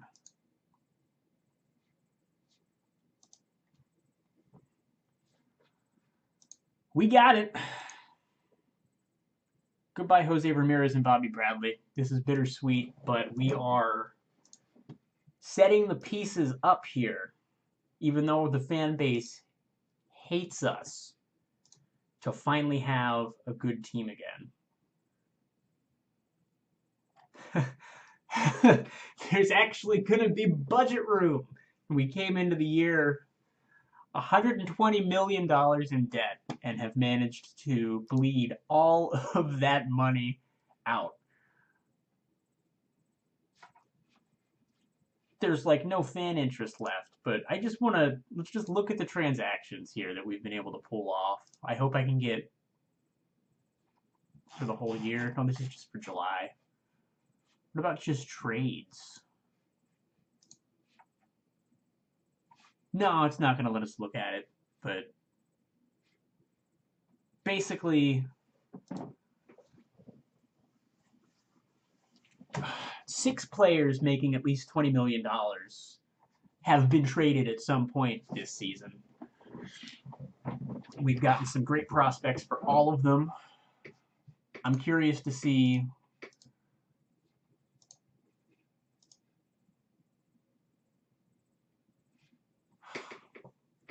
apparently we haven't improved the farm system at all, but I'm thinking that hasn't quite clicked again yet, because that's looking pretty kind of decent. Not as many top 100 guys as I'd like, but the last thing we're going to do here is put more Armando on the block, and if somebody throws an offer at us, we're going to look at it. I should probably call up some guys since there's only 22 players on the roster, huh?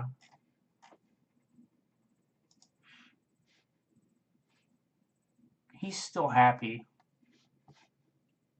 So we're going to keep that year team control, and we're not going to call him up yet. Joe Burnett's ready. Can he play short? No. Whatever. You're on the team. Who else? Who else? Who else? Who else? That's kind of it. What positions are we missing? Have plenty of outfielders. Short, third, second, first. 1, 2, 3, 4, 5, 6, 7, 8, 9, 10, 11, 12, 13. So we need pitchers again. A pitcher.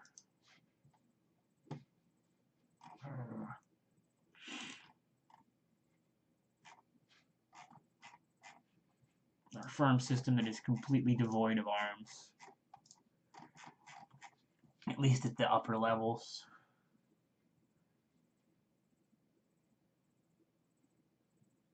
These guys are on the 40-man, so we'll put them there. But I'm just going to dump them in AAA and let things get figured out. Swanson has to go on the roster, that's right. So he's up now. Is there just an old guy bouncing around here? Shane Green, welcome to the show.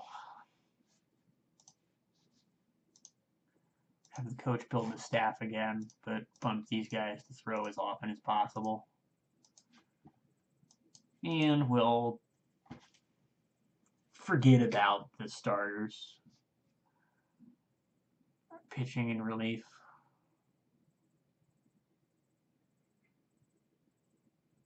Doesn't really matter at this point.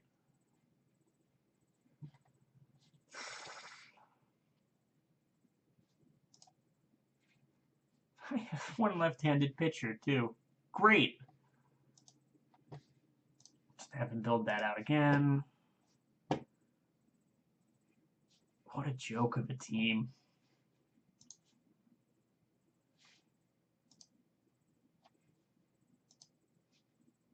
Lone bright spot, Ben Blevins, making the jump from high A to the major leagues. Other than that, well, and Ronald Washington putting up a good year. He's still a ways away from arbitration.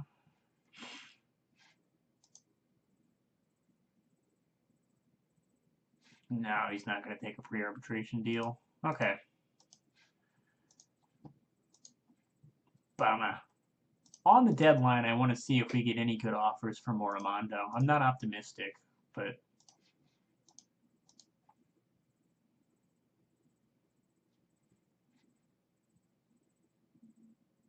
don't crash. Don't crash. Not after I made those deals. Okay.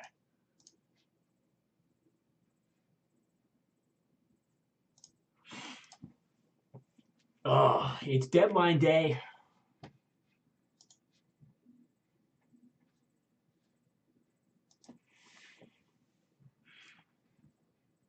These are still the same guys, aren't they?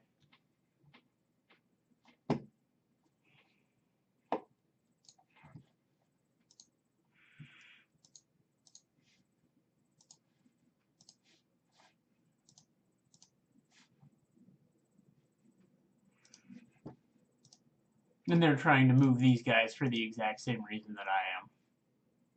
So, oh, we're stuck with him. Boo.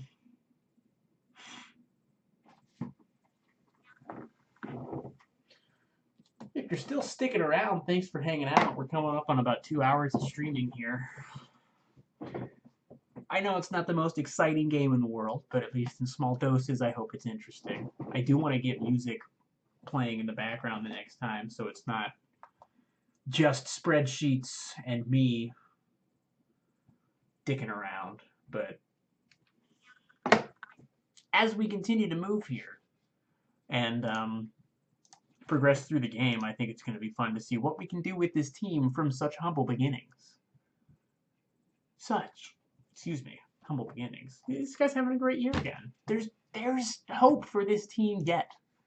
I just don't know if I can get the kind of pitching in place in time with these guys in the system to be able to do anything at all. .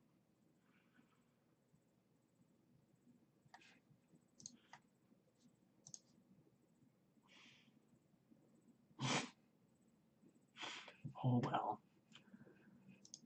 So we're just gonna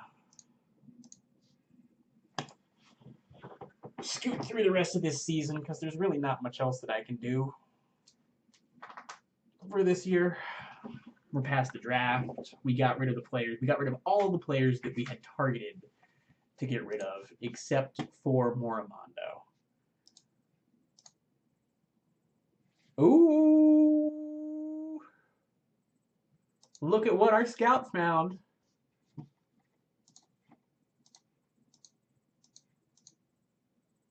A potential 80 overall first baseman. I just want to point out that I have the game set to have the 20 to 80 scale. His potential is showing up as 85. There's an option where you can toggle that in, so I'm intrigued. And I would like to subscribe to your newsletter, Bill Neves. What's he? Oh, 6'3", 200. That's a little concerning, but I think that all of these things would be true about Manny Ramirez, and he turned out okay. Oh, if only he was high work ethic. Darn. What is in our international system right now, anyway? Just him. Okay. Whatever, man. It's interesting to see. Oh, poor guy. He was having a good year. It's interesting to see what the expansion teams have been doing, for sure. I did just cut Logan Ice, didn't I?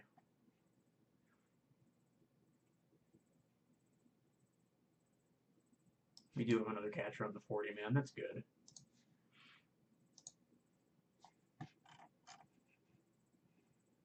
So I mean, this is not a terrible season for trading that many top guys and still staying relatively close to the rest of the division.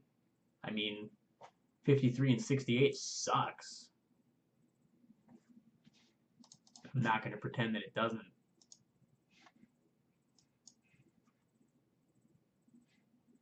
Oh, poor Dansby Swanson.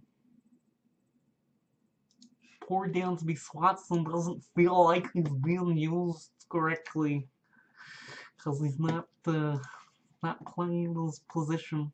The poor guy. Ooh, that poor guy. Did he have a vesting option in his contract? Yeah, so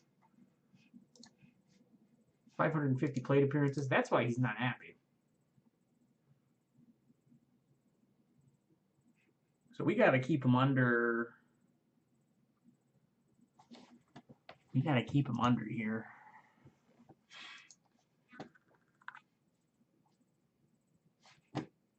Let's make sure he's not on the depth chart at all. Never put Vergara in here. No! We don't want to kill the man, so we'll play him if tired. We'll do the same thing with shortstop here as well. We'll play Viscano. You can have some fun, buddy.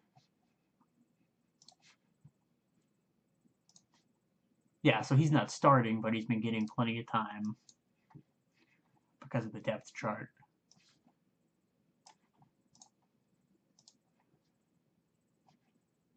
Oh, anti-aging. What kind of DH needs to rest? All right. We have successfully blocked him. He has been blocked. Block. Block. Block. Block. Ah.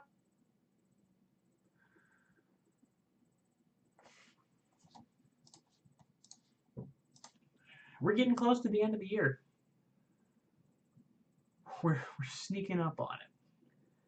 Last time the off season ended up being like an entire broadcast but that was because we had the initial team set up, figuring out what the hell happened with the Indians contract situation, in addition to figuring out all of the other crap we had to take care of. So I don't expect the next stream is going to be quite that long. And we're at roster expansion, so we can actually bring up that intriguing-looking center fielder and see if he can put up some fun numbers here and make our decision about the outfield a little harder next year. I hope so, because Lord knows nothing else good is happening in that situation. Nothing else.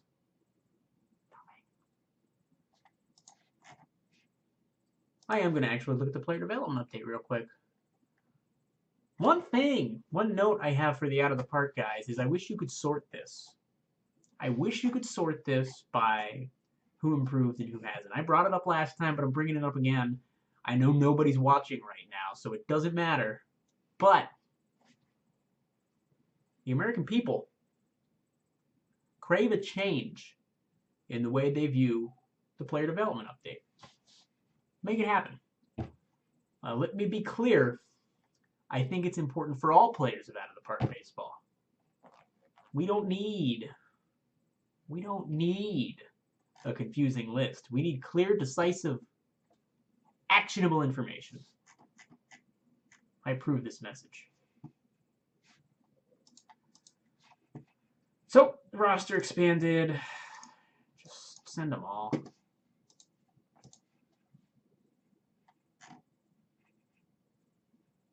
Apparently Trey Nielsen deserves some time in the show. Sure. Travis Bergen. Tyler Krager. And that's the who's who of people that are not just terrible. That's cute that it's still showing me who's playoff roster eligible, as if we're actually going to make it. Ha!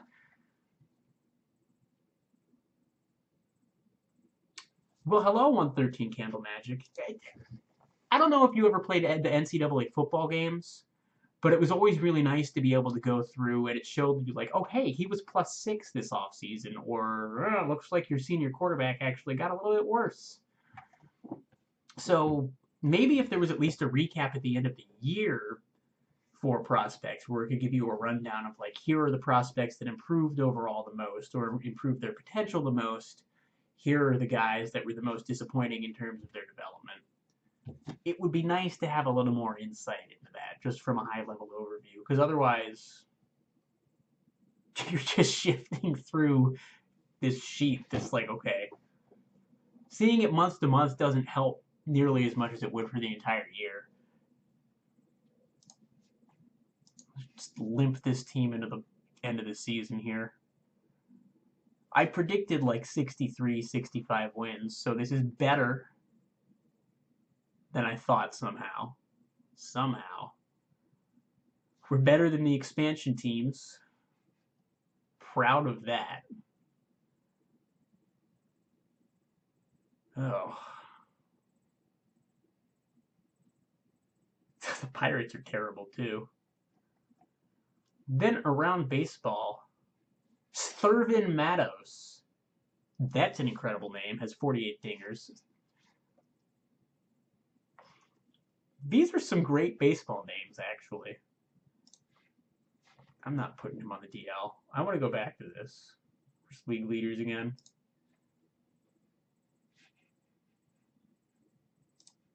Combined. In the dinger department, Thurvin Matos, Sykes Orvis, Tyler Moore, not as fun. Hemerson Servant. I want to trade for this guy just for the name. Oh, he's good too. Yeah, you lock that up right now. That's one thing I'm going to have to take a look at in this offseason is it going to be worth, with Washington, with Benson, with Bedgood and Blevins, is it worth trying to, instead of going through arbitration, go, hey, how about a couple of years around arbitration level, and then your last arbitration year will pay you like you should be paid, and then you can hang out with us for a couple of years after that, so we don't lose you and have to trade you like we just did half the team. Well, that would be great.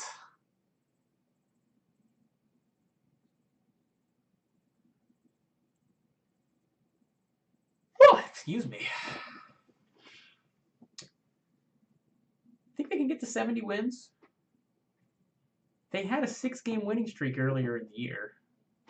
I'm wondering why this simulation is starting to bog down so much. Okay. It's probably just some database stuff it was doing in the background. But no, here we go again. I'll probably have to purge. That's one of the other things about this game, is that you can save so much information about the history of the league and the statistics of the players. I usually do a pretty good job at keeping it relatively lean, but for whatever reason, here towards the end of the year, it's limping too, just like the team, who might get to 70 wins. They're damn close.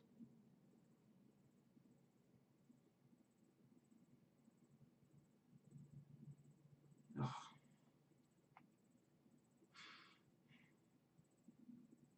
Why?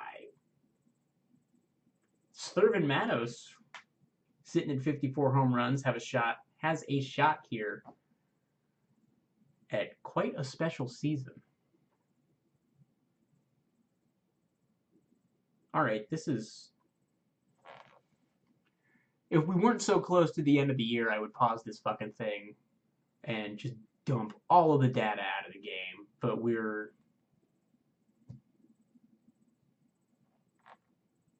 It's like 6 games left, 8 games left. Come on!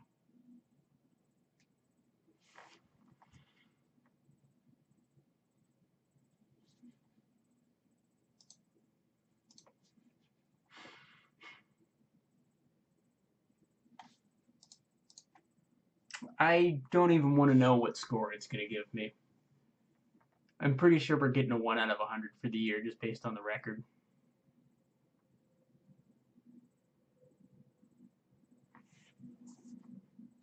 Hasn't popped yet. So we hit the attendance goal the owner set, but that's because we were basically giving away seats. I'm terrified that the budget's going to go down again, so that we're going to have made all of this space and gotten pretty much to one of the lowest payrolls in the league after starting the year with the 8th highest. Oh, so yeah. The Indians go 70-92, 22 games below 500. Again, we didn't want to win games this year. We wanted to shed contracts, and we did it.